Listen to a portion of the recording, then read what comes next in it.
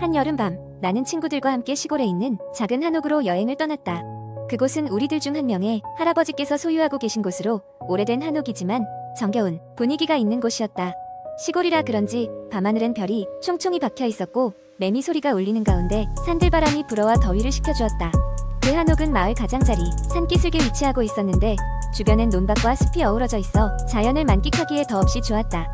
우리는 낮 동안 마을을 구경하고 계곡에서 물놀이도 하면서 즐거운 시간을 보냈다. 그리고 해가 지자 저녁을 준비하며 밖에서 바비큐 파티를 열었다. 밤이 깊어갈 무렵 우리는 한옥 마루에 둘러앉아 시원한 수박을 먹으며 이야기를 나누었다. 그때 우리 중 한 명이 갑자기 공포 이야기를 꺼냈다. 이런 곳에 오면 빠질 수 없는 게 공포 이야기잖아 라며 장난스레 말하더니 얼마 전에 들은 이야기가 있다며 이야기를 시작했다. 이 집에서 멀지 않은 곳에 작은 폐가 하나 있는데 그곳에 귀신이 산다는 얘기가 있대.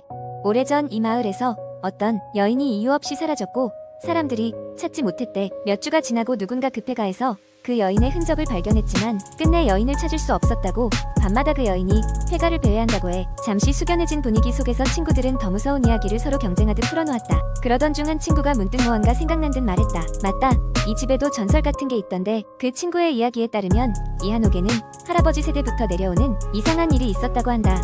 매년 한여름밤 어두워진 뒤에 마치 누군가 집안을 걸어 다니는 것 같은 발소리가 들리고 심지어 어떤 때는 방문이 저절로 열리고 닫히는 일이 종종 있었다고 한다. 그래서 옛날부터 그 집은 발소리 나는 집이라고 불리며 마을 사람들 사이에서는 살짝 기피되는 장소였다는 것이다. 이 이야기를 들은 우리는 처음엔 웃어넘겼지만 시간이 지날수록 이상하게 신경이 쓰였다. 마루에 앉아있던 우리는 조금씩 무언가 다른 기운을 느끼기 시작했다. 바람이 분 것도 아닌데 문틀이 삐걱거리는 소리와 함께 마루 바닥이 삐걱거리는 소리가 점점 더 가까이 들려왔다. 누군가 장난치는 거지? 우리는 서로 눈치를 보다가 한 명이 용감하게 자리에서 일어나 주위를 둘러보기 시작했다. 하지만 누구도 그런 장난을 칠 만큼 용감하지 않았고 모두 서로의 곁에 모여 앉아 있었다. 이윽고 낮에 놀러갔던 숲길을 따라서 혹은 이 한옥 주변을 어슬렁거리는 발소리가 확실해지자 우리 모두 얼굴이 창백해졌다. 공포가 짙어지던 그때 갑자기 이 집의 마당 너머로부터 작은 울음소리가 들려왔다. 처음엔 바람소리와 뒤섞여 그것이 정확히 무엇인지를 구분하기 어려웠지만 조금 더 그 소리에 귀를 기울이자 그것이 아이의 울음소리라는 것을 알아챌 수 있었다. 이 시간에 여기에 아이가 있을 리가 없잖아. 공포에 질린 우리는 흐느낌 소리를 따라가기로 결심했다. 여럿이 한데 모여 있었다는 것이 조금은 안전하게 느껴졌다. 우리는 집 뒤편으로 향했고 그곳엔 오래된 장작더미와 작은 헛간이 있었다. 울음소리는 바로 그 헛간 쪽에서 들려왔다. 우리는 용기를 내어 조심스레 헛간으로 다가갔고 손전등으로 안을 비추었다. 헛간 안에는 아무도 없었으며 장작이 쌓여있을 뿐이었다. 그런데 이상하게도 발소리와 함께 울음소리는 여전히 헛간 안에서 울려 퍼지고 있었다. 갑자기 친구 중 한 명이 헛간 안에 있는 장작더미 하나를 손으로 밀자 마치 스크린 같은 얇은 커튼이 앞으로 드리워졌다. 우리는 그곳에 비친 형체를 볼 수 있었다.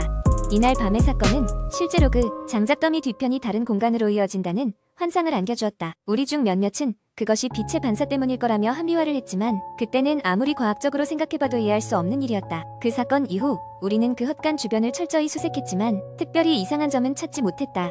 모든 것이 밤의 공기와 장난하는 우리의 과역일 거라며 위안 삼았지만 한 가지는 확실했다. 그때의 발소리와 울음소리만큼은 모두가 확실히 들었다는 것이다. 결국 우리는 그날 밤 불이 꺼진 방 안에서 서로의 손을 꼭 잡고 잠을 청했지만 나는 그때까지도 계속해서 귓가에 울리던 그 발소리와 울음소리를 잊을 수 없었다. 다음날 아침 우리는 평소처럼 아무 일 없다는 듯이 일어났고 마을에서의 마지막 날을 무사히 보냈지만 그날 밤의 일은 누구도 입 밖에 내지 않았다. 몇 년이 지나 다시 찾아온 여름, 그 친구의 할아버지가 돌아가시고 한옥을 정리하게 되었다. 우리는 우연히 그 마을을 다시 찾게 되었고 그때의 일이 기억나 이 집을 지나가면서 서로 슬그머니 웃었다. 헤어질 때쯤 한 친구가 마지막으로 한마디 했다. 아직도 그 집에선 발소리가 들리는 걸까? 세월이 흘러도 그날 밤의 기억은 유령처럼 우리 가슴속에 남아있다. 우리는 그날의 일을 그저 농담처럼 떠올리며 지나치곤 했지만 어쩐지 누군가는 아직도 그곳에 머물고 있을 것만 같은 기분을 떨칠 수 없었다. 두 번째 이야기 한 곡. 인터넷에는 많은 사람들이 공유하는 다양한 공포 이야기가 있습니다. 그 중에서도 사람들이 자주 이야기하는 한 가지 이야기를 길게 풀어보겠습니다. 이 이야기는 도시 전설로 널리 알려진 이야기 중 하나이며 종종 인터넷 게시판이나 커뮤니티에서 목격담처럼 전해지곤 합니다. 오래전 한국의 한 작은 시골 마을에 위치한 학교에서는 여름방학이 막 끝나갈 무렵이었다.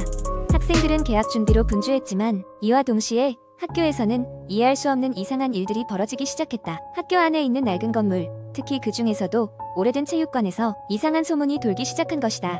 체육관은 수십 년 된 낡은 건물로 별다른 행사가 없을 때는 거의 사용되지 않았다. 마을 사람들조차도 이제는 거의 가지 않는 곳이었다. 그러나 학생들 사이에서는 밤만 되면 그곳에서 정체를 알 수 없는 발소리와 웃음소리가 들린다는 소문이 퍼졌다. 처음에는 단순한 장난이라고 여겨졌다.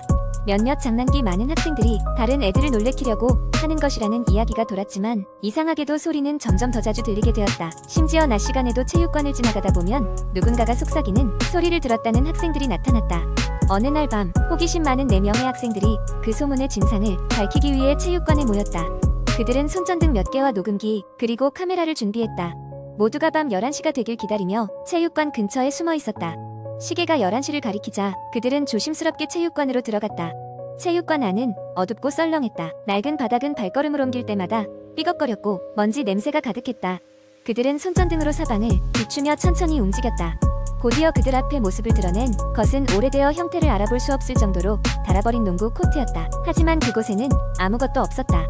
아무 소리도 들리지 않았고 그저 정적만이 가득했다. 학생들은 조금 실망한 듯 돌아가려는 순간 갑자기 누군가의 웃음소리가 체육관 한쪽 구석에서 들려왔다. 그들은 순간 몸이 얼어붙는 듯한 느낌을 받았다. 그 소리는 마치 매우 기분 나쁜 느낌을 주는 섬뜩한 웃음소리였다. 소리가 들린 쪽으로 손전등을 비추었으나 아무것도 보이지 않았다.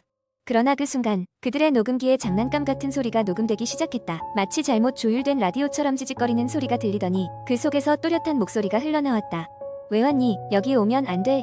그들은 깜짝 놀라 얼어붙었지만 곧 이성을 되찾고 서둘러 체육관을 빠져나갔다. 밖으로 나와보니 이들은 서로 눈이 휘둥그레진 상태였다. 그들이 들었던 목소리는 너무나도 또렷했고 그들은 방금 들은 것이 장난이 아니었다는 것을 직감적으로 알 수 있었다. 이후로도 체육관에서는 이상한 일들이 계속되었고 결국 학교 측은 체육관을 완전히 폐쇄하기로 결정했다.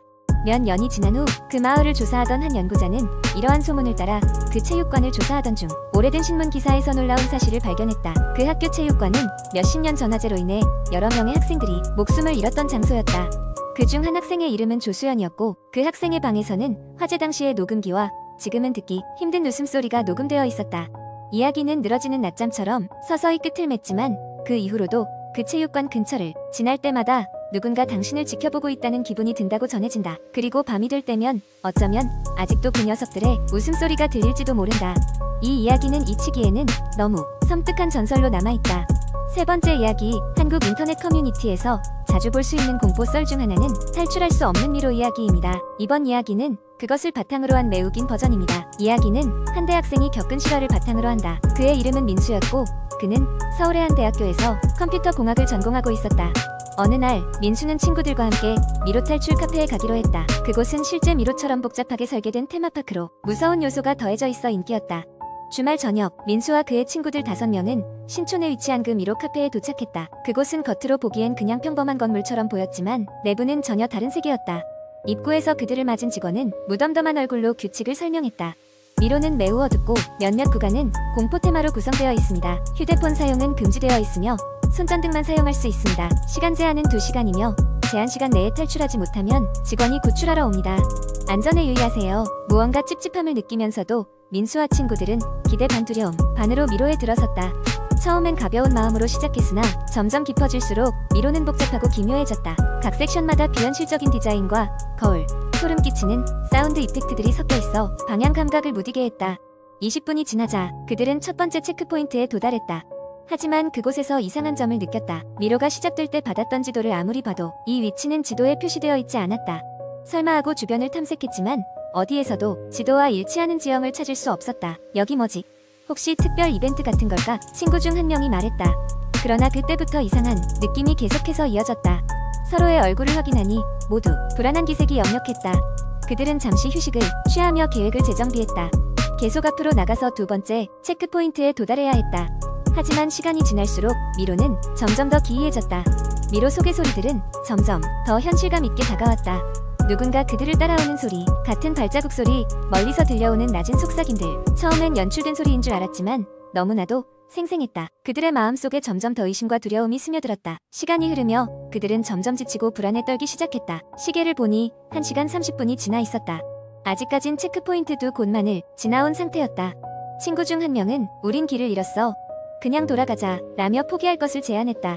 하지만 돌아가는 길조차도 이제 확신할 수 없었다. 어디서부터 잘못된 건지 알 수 없었다. 지도는 이미 무용지물이었고 아무리 생각해도 처음 들어올 때 봤던 길을 기억할 수 없었다.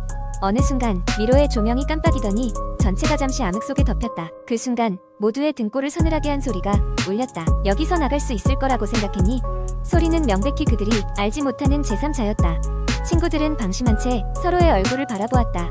공포에 질린 그들은 이제 어떤 것이 진정한 길이고 환상이었는지 알 수 없었다.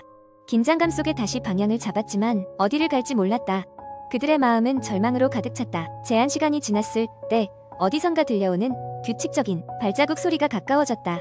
그들을 구출해줄 직원이 오고 있는 것일까? 아니면 또 다른 무언가? 결국 미로에서의 사건은 그들의 기억에서 지워지지 않았다. 일부 사람들은 그 미로에 이상한 사건이 자주 일어난다고 입을 모았다. 민수와 그 친구들은 그 후로 절대 그런 장소에는 발길을 들이지 않기로 맹세했다. 하지만 그날의 기억, 그 어둠 속에서 들려왔던 그 목소리와 그들의 심장을 죄어오던 두려움은 시간이 지나도 사라지지 않았다. 그리고 가장 끔찍한 것은 그들은 아직도 진짜로 누군가 그들을 따라왔는지 아니면 그저 잘 설계된 공포 체험이었는지 알 수 없었다는 것이다.